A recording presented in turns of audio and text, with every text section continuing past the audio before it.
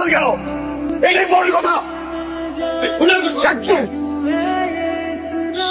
Sorry sorry sorry কোনো secret করতে আসি নাই। উনি আমাকে 2 বছর ধরে আগে ঘুরাচ্ছে বুঝছেন।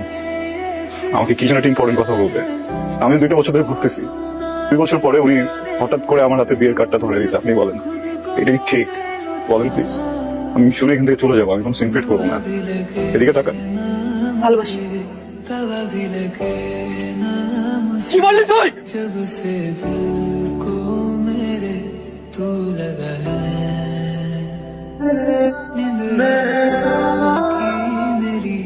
ওনারা আসছিল আমাকে নিতে। আপনি রেখেছিলেন। সরি আসলে এক পছন্দ না। কথা বলতে পারেন না তাহলে কোনো কিছু বলতে পারবি না।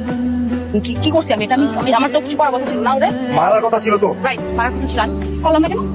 এখন আমার মুড নাই, এখন মুড নাই। চল চা খাই বাইরে গিয়ে পরে কথা হবে। হ্যাঁ, কালকে দেখবো।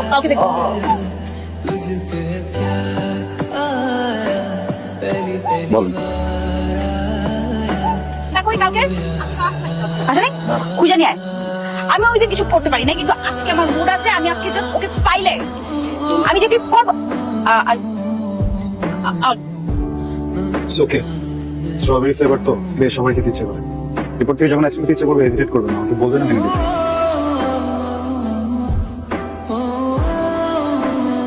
এই এটা কিছু হইলো বেটা? আমি তুই তো ফালতু বানাই দিছস বেটা। এই একটা সরি যে নাও, এটা নাও। যাও ক্লাসে যাও।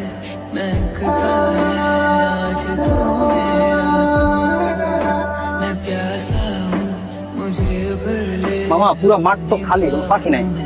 একটা পাখি আয়া পড়ছে। ইম্পর্টেন্ট কথা বলবেন। আসলে কথাটা ভুলে গেছি।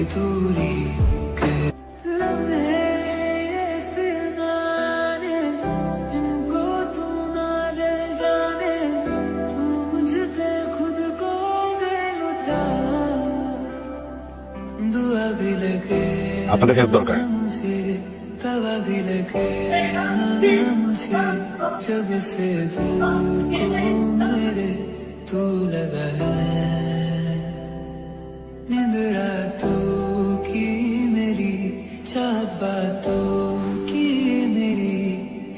আমার জীবন থেকে 2টা বছর নষ্ট করে দিয়েছেন।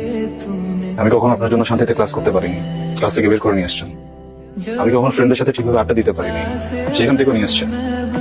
ইম্পর্টেন্ট কথা বলবো তাই না?